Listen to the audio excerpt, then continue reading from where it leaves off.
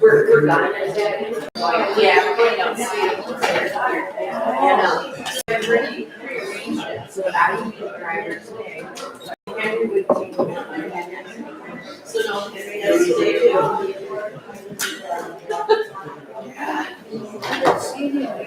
Oh, he's not here today.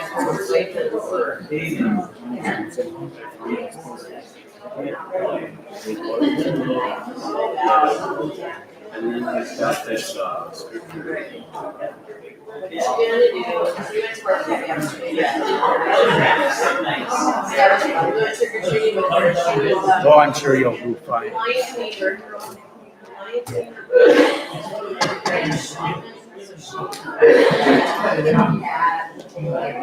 Good morning, guys.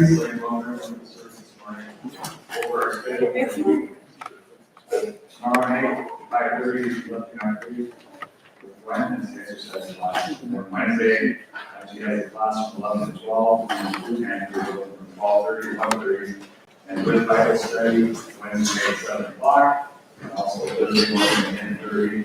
Next Sunday is radio service, Sunday school, and service here. And at 6 o'clock next Sunday is the student sister dinner, and that's at the house hall.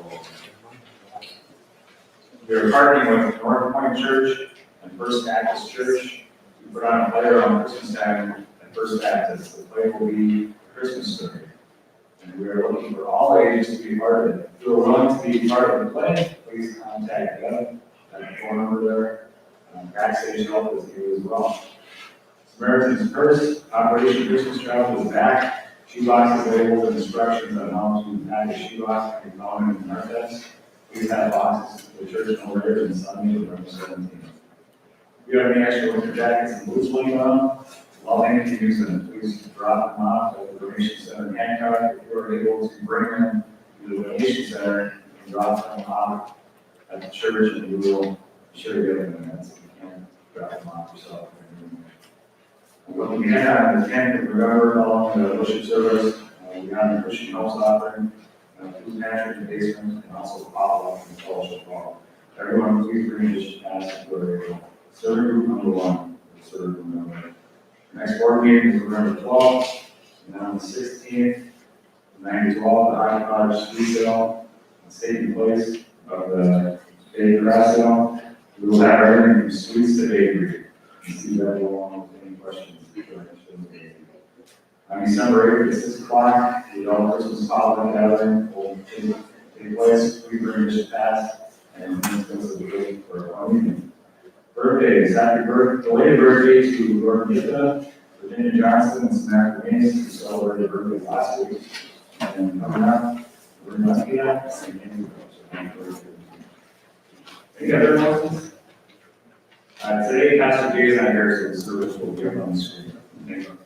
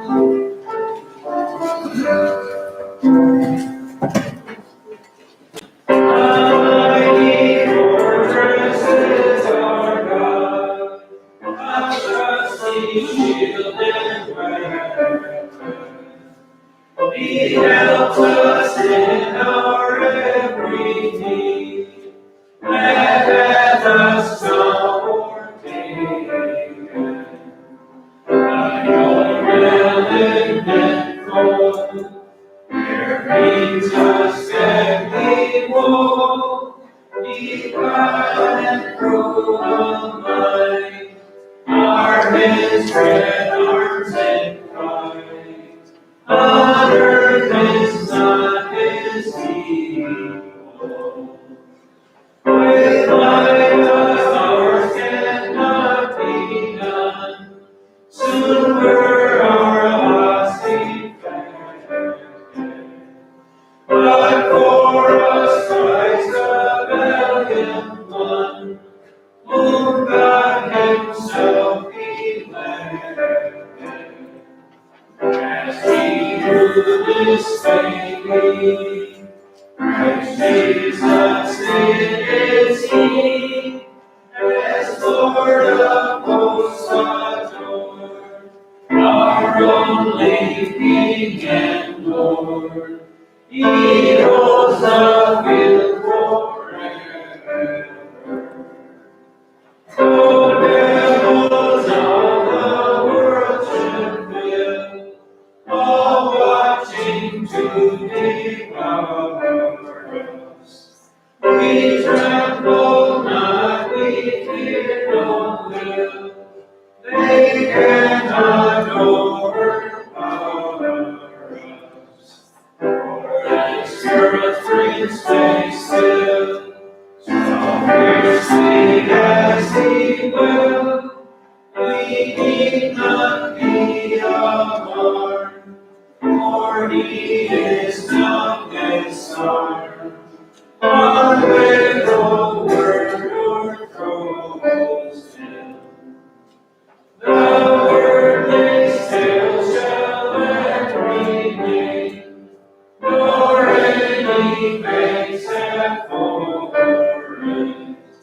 He's by our side upon the plain, with his good gifts and spirit. They may get what they will, I can see all and still, and when their worst is done, they have nothing won. The kingdom ours remain.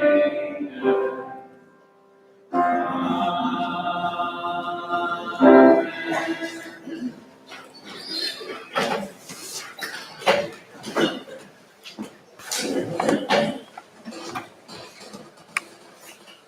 First reading of God's word for today will be from the Old Testament. We'll read Psalm 46.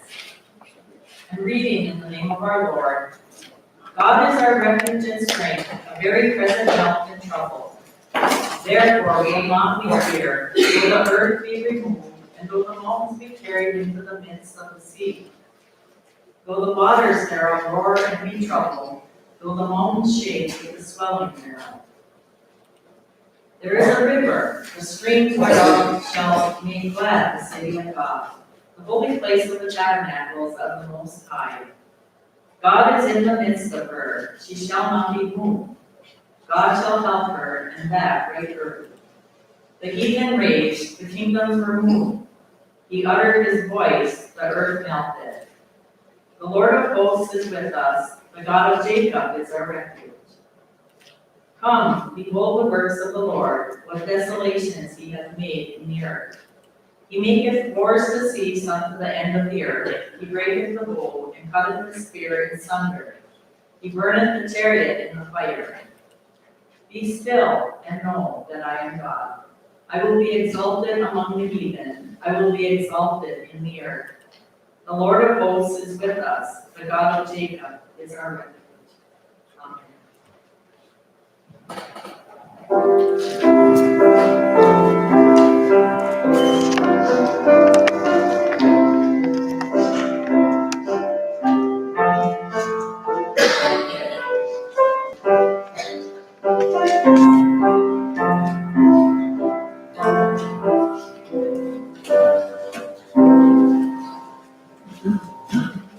Be still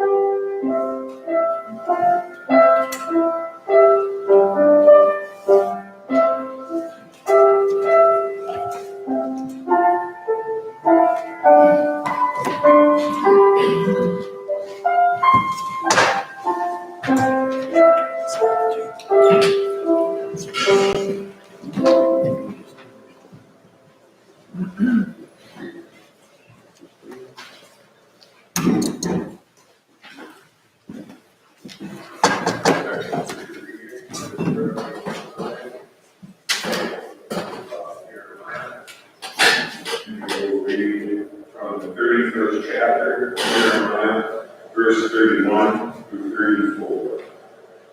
Jeremiah, chapter 31, verses 31 through 34. And we read in the name of our Lord.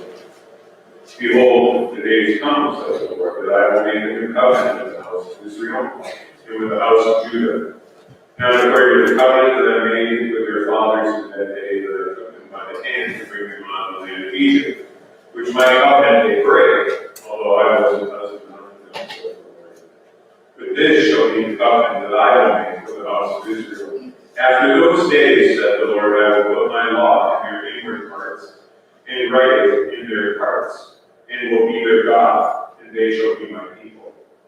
And they shall teach no more every man his neighbor, and every man his brother, saying, Know the Lord, for they shall all know me, from the least of them unto the greatest of them, said the Lord.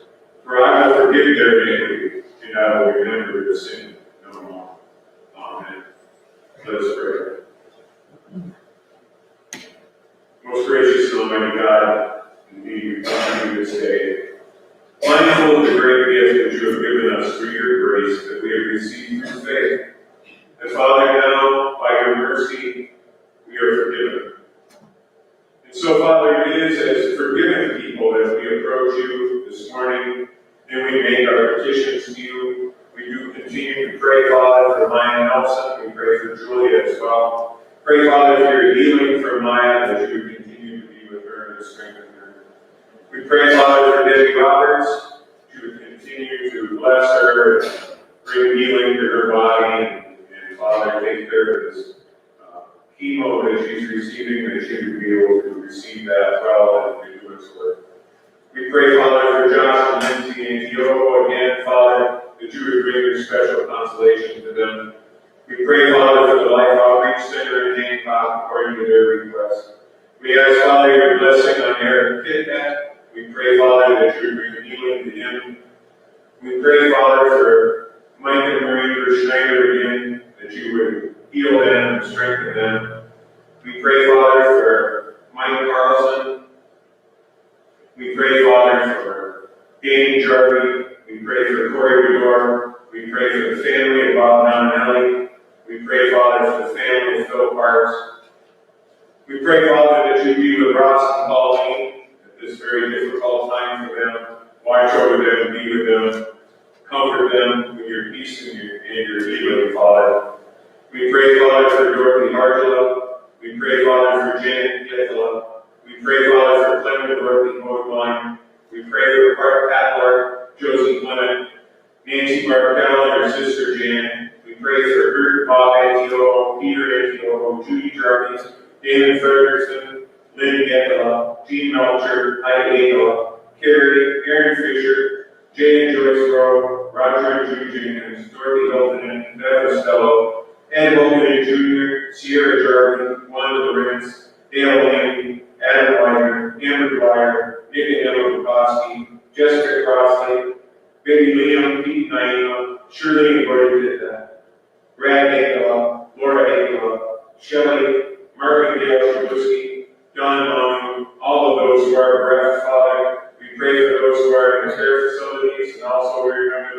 this orphanage. Your blessing upon all of them.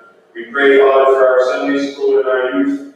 We pray, Father, for our world. We pray for our nation. We pray for our president and all of our elected officials. We ask, Father, that if there is hardness of heart there, that you would bring forth a new heart. We pray, Father, for our military.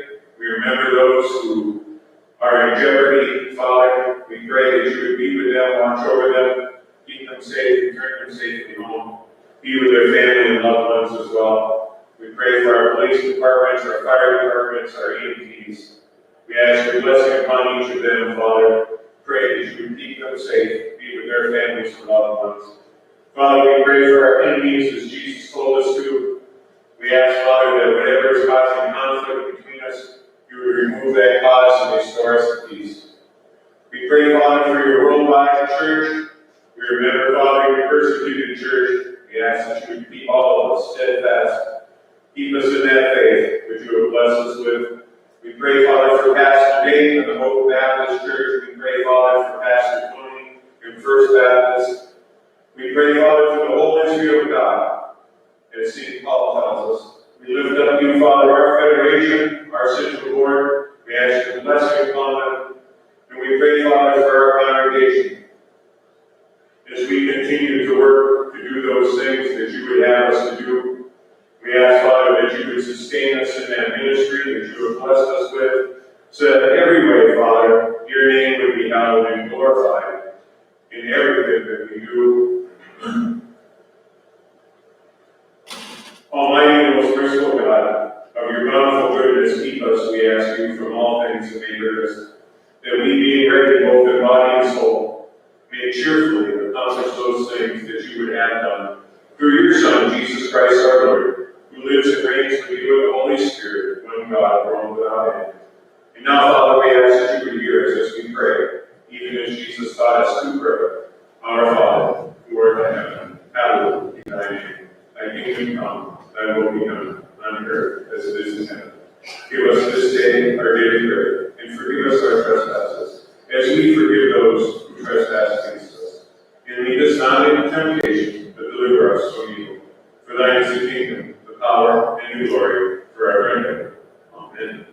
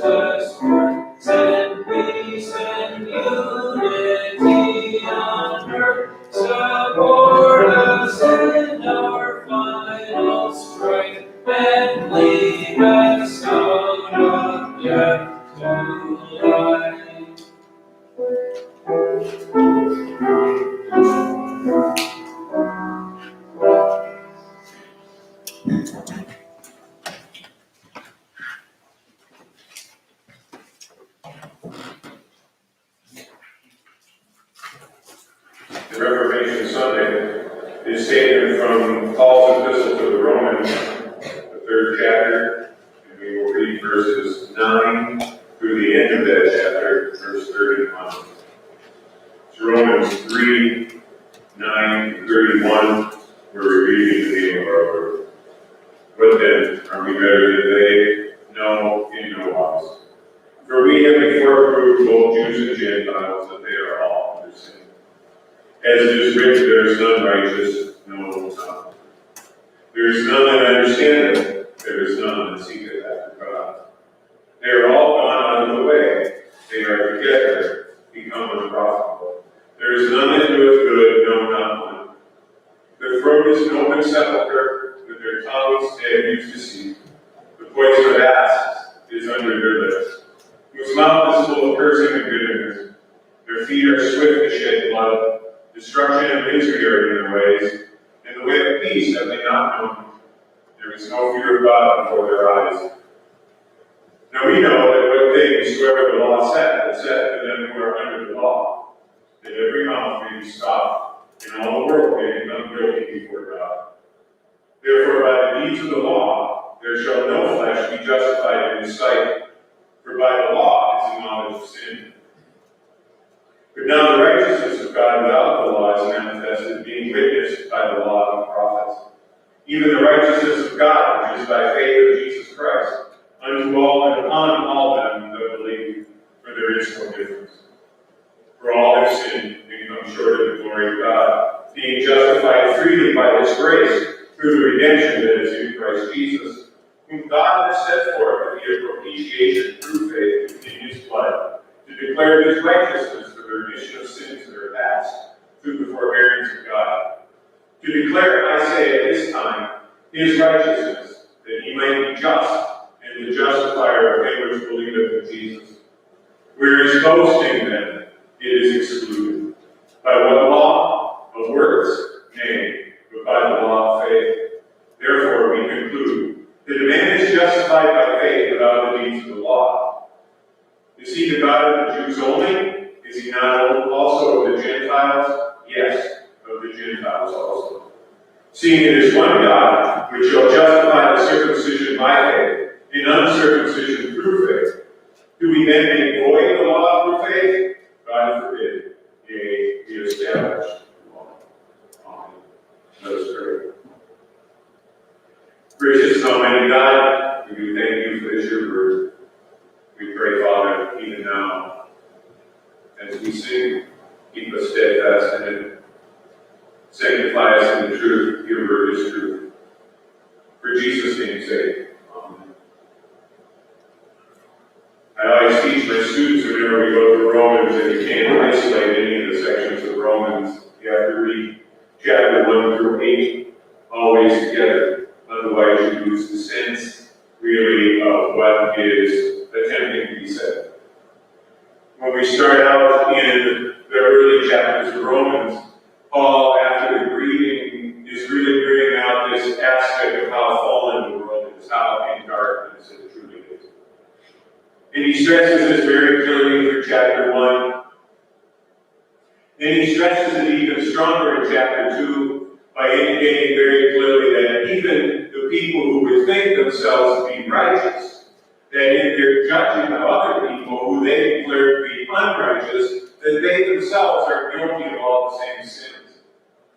And he indicates this very strongly to show that really now there's no difference between the Jewish person and the Gentile. That as a matter of fact, in this divided community which was present at Rome, there should be no people saying that they're better than another group of people on the basis of their heritage. That what he's trying to get to this point of understanding is the extreme decadence of the fallen human being.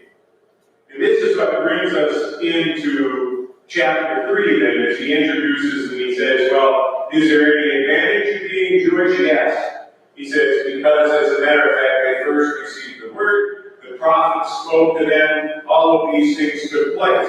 But yet, they didn't believe it. He says, so the advantage is kind of lost. Because he says the advantage only exists if one believes. But as he says, basically, even if they don't believe, it can't make believing in God without effect. It can't make it non-effective. God's work is still done. And we call this objective justification. In other words, it doesn't matter whether I believe that Jesus died on the cross for my sins or not. I can't change the fact that he did. My belief doesn't influence that at all. The fact is that God sent His Son into the world in order to pay the sin debt for the sin of the world. Whether I believe that or not is immaterial to the act. The act is an act of God. It's an act of God's work. And it is done. It is finished. Therefore, the whole thing is to have people really come to faith.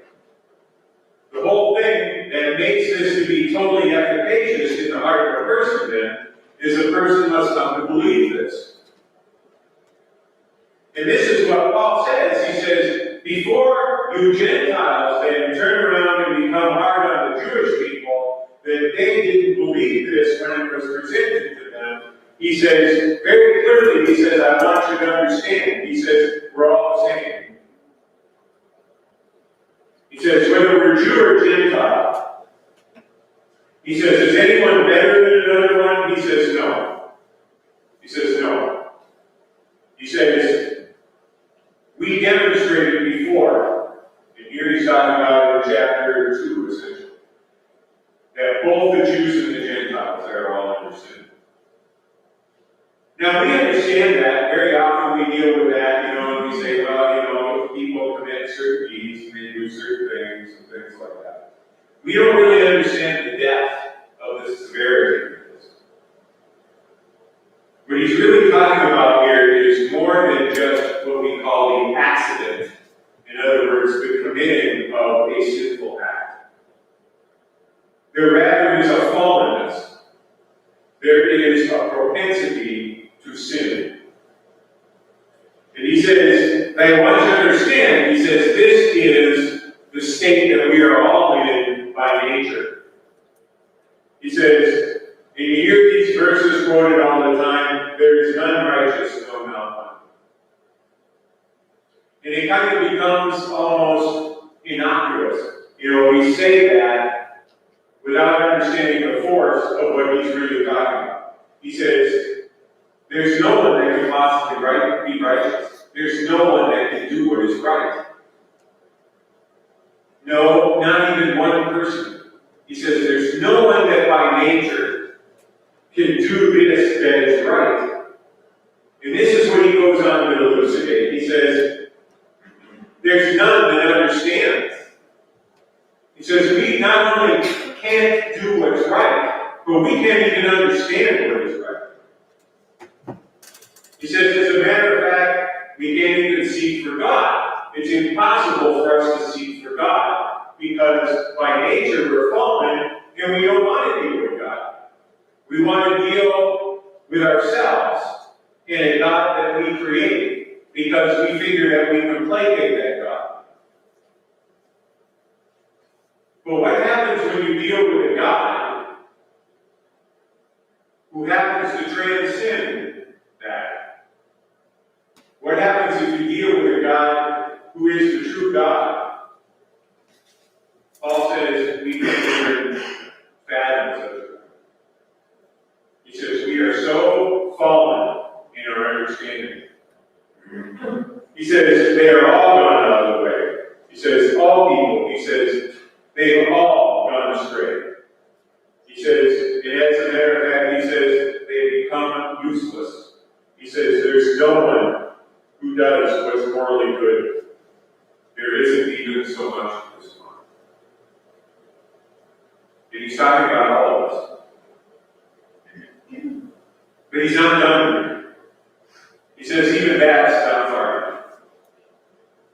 enough. He says that now, he says that their throat is a grave. It's an open grave. He says their tongues continually deceive. He says cobra poison is under their lips. He says their mouth is full of cursing and bitterness. They're quick to spill blood. They cause ruin and misery wherever their paths take them. So the path of peace, they don't even know that. There isn't any respectful fear for God in their minds. And this is what he's describing about the natural state of the human being. we were tweaked a little bit, we could be better. And this is what brings him into this discussion along the law. He says this is why the law could not save us. Because the law could only tweak us, but the law could not give us new life. The law could not bring us into death and make us alive. The law could only kill us. And that's why Paul says, now we know that whatever the law says, the people in the law, it speaks, so that every mouth would be shut and be answerable to justice. That is all the world to God. Because when the law's works, won't be declared just any flesh and being in his presence. There's no being can be saved by the law. He says, the only thing that comes through the law is a knowledge of sin. In other words, the law can set up a boundary and say, well, here's the line. You cross this line, you die. You stay on this side of the line, you're fine. Cross the line, you die. Stay on this side of the line, you're fine. That's all the law can do. The law cannot declare a person just. The law cannot make a person just. The law has no interest in that. As a matter of fact, the law is not personified. It doesn't have a personal interest. It doesn't have a stake in any of this. It simply says, do this and live, do this and die.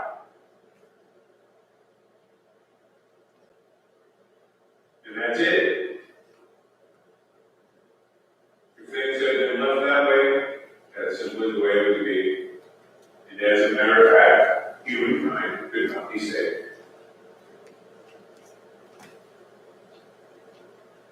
But that's not what God decided to have happen.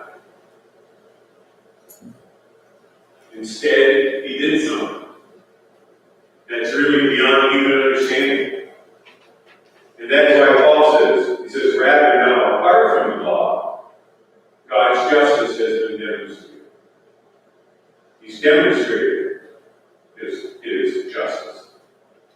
He says, he demonstrated it all along. It was present in the law and the prophets, which is the Old Testament. He says, now, he says, God's justice is through faith in Jesus Christ. It says, for all who have faith. And this is the plan of God. From the beginning, actually. Jesus Christ is the Lamb slain for the foundation of the world. And Paul indicates very clearly this was always the plan. The plan was that he would save us. So 2,000 years ago in a manger at Bethlehem, God brought forth his Son, in whom was the fullness of the deity. That his Son would be born human, because this was the only chance he had. God had to become us, because only God remained righteous. He says here, no one is righteous. There's no one that possibly can be. So God had to send his Son to become a human being. His Son, who is absolutely righteous, had to become a human being and take our place. He entered the manger. Actually, he entered the womb of Mary. He was born, laid in a manger, to go to a cross, to suffer and die for the sin of humankind, and to be raised again to take it away. Even as we read in Jeremiah, that there would be this new covenant in which the sin would be forgiven, and as a matter of fact, would be remembered.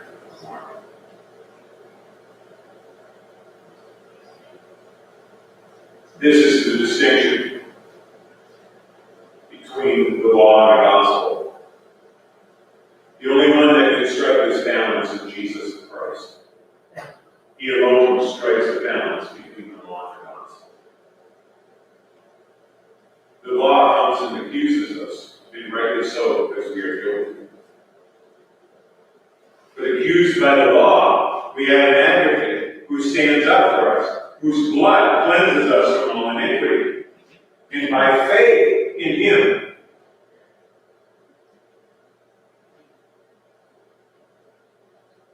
We are saved simply, completely.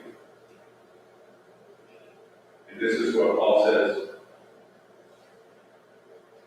He says, all, and he reiterates this so that we understand it. He says, for everyone has sinned. And as it reads in the King James, for all have sinned and come short of the glory of God. You hear that verse quoted all the time. But you recognize the punctuation. It doesn't stop. He says, for all have sinned and come short of the glory of God. But here's the remedy. Being justified freely by His grace through the redemption that is in Christ Jesus. You see, you can't say this anymore. You can no longer say, for all have sinned and come short of the glory of God, without completing the thought. All have indeed sinned and come short of the glory of God. That's very much the case. Being justified freely. In other words, now, the justification is in place. The justice of God has been visited upon humankind. And the justice of God is grace. We are now justified freely by His grace, being redeemed in the blood of the Lamb, Jesus Christ. And this is why He set Him forth to be, and He uses this word propitiation, but literally the word simply means a sin offering. He says He set Him forth to be a sin offering.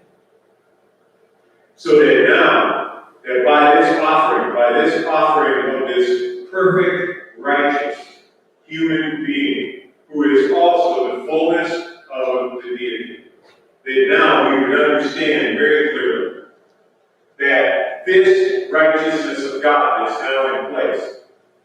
And God's justice has been satisfied. That now He has actually remitted our sins. In other words, what this term means in Greek is He let them go unpunished.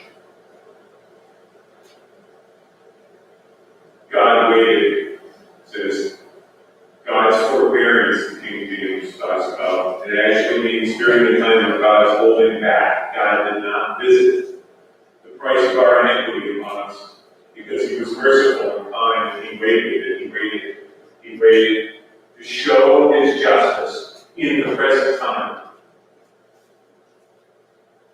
To show that He is just,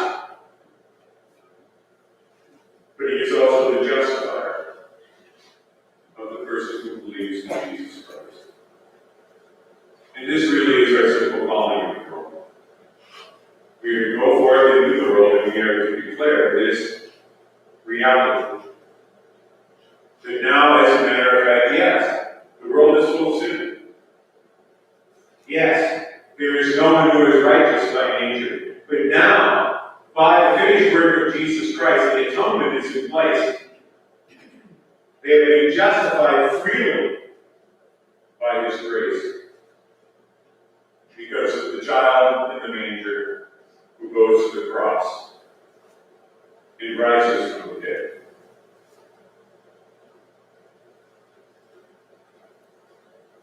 So what can we say? He says, what are we supposed to say? If this is really the case, that now all of this has been God's work, He says, then where is bragging? He says, where is boasting? He says, can anybody say anything? Well, I'm better than this person, or I'm better than that person. He says, it's totally out of question. He says, is there a law for this? He says, is there a regulatory principle that supports this? Can we look at works or different things like this? He says, no. He says, there is no regulating principle like that. The only regulating principle that there is faith. He says it's only faith. And we understand that they come to this conclusion. A human being is justified by faith without the deeds of the law. They are simply given this gift by God. And now they may live freely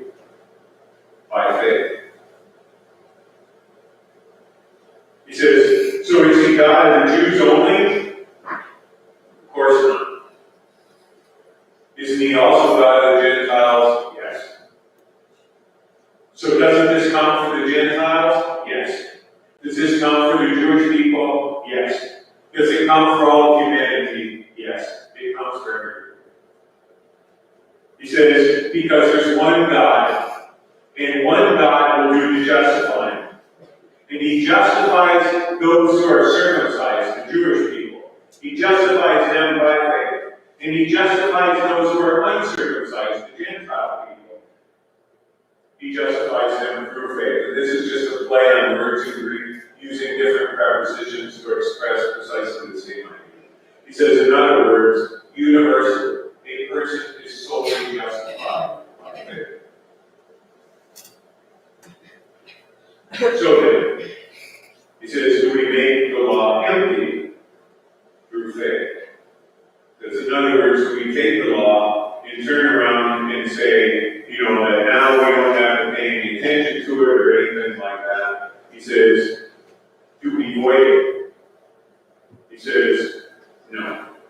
As a matter of fact, he uses a very strong Greek negative, the strongest one there is.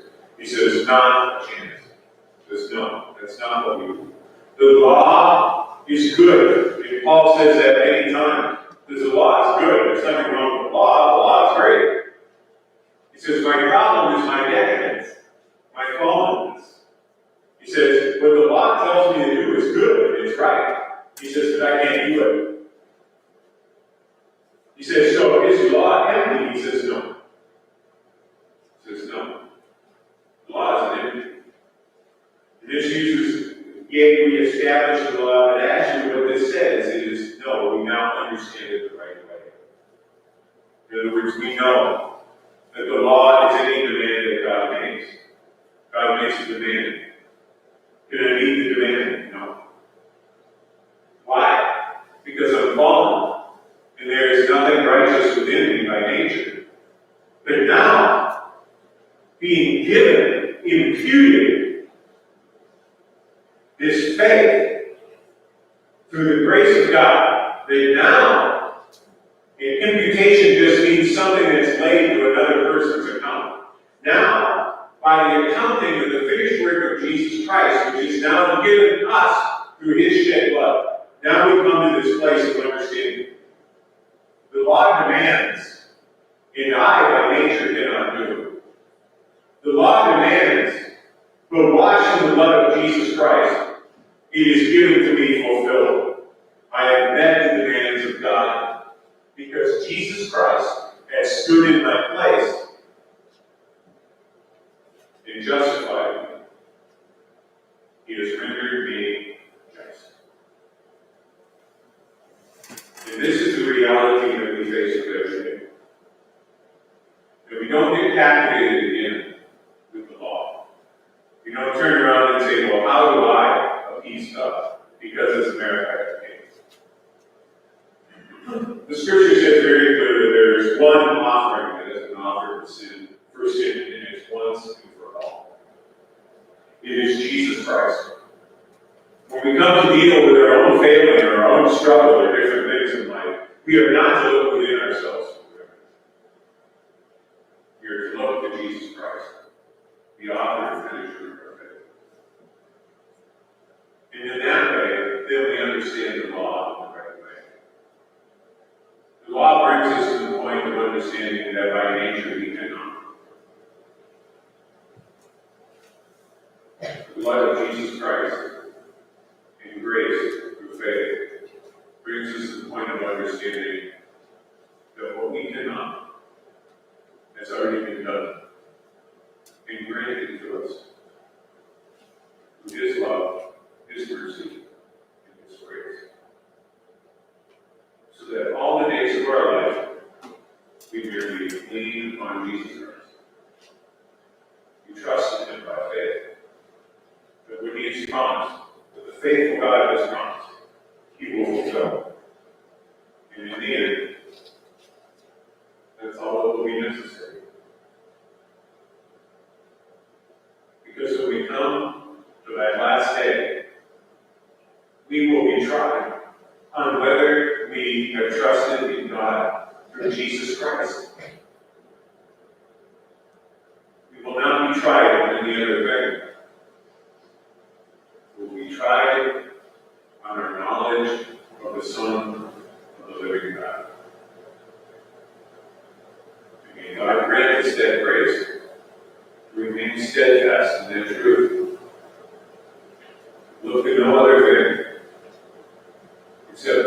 nature of his Son, and to trust him for our eternal redemption. Because this is his promise. And he is trustworthy in every aspect. For Jesus' name's sake. Let us pray. Most gracious and almighty God, we thank you for this your word. We pray, Father, once again, that you would bless us with the knowledge of your word. Continue to keep us, Father, in your most marvelous way of keeping us. And Father, all these things we do ask for Jesus' name's sake. Now may the grace of our Lord Jesus Christ, the love of God, and the fellowship of his Holy Spirit be with us all now and forever. In the name of the Father, the Son, and the Holy Spirit.